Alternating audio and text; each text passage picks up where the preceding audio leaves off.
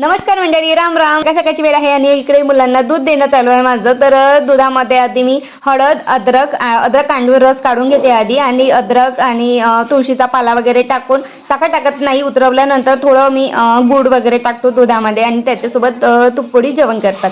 आणि सर्दी खोकला तर ते कमी होऊन जाते. आणि जे अद्रकाचा रस काढला होता तर त्यामध्ये 2-3दा पप्पाजींनी सहज दिलं होतं मला, भरपूर सारं. तर ते आता संपलेलं आहे पूर्ण. तर थोडं मी त्यामध्ये साखर टाकली. इवन जो अद्रकाचा तिखटपणा आहे तो कमी व्हावा म्हणून. आणि घरचं सगळं आवरून मी आली आता शेतामध्ये. राहिलेला जो लसण होता तो लसण लावताय. रावण तिकडे पाईप वगैरे चेंज करणं चालू होतं.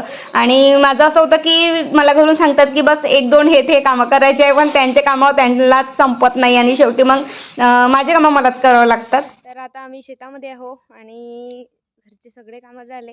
आणि इकडे जे जागा आहे तर इथे काल आपण लसण लावला होता. अर्ध्यामधूनच इकडे लसण लावायचं, आणि इकडे बघू काय मेथी पालक काय फेकते. तर 3दा पालक फेकली, शेवटी 3दा पालक काही आली नाही.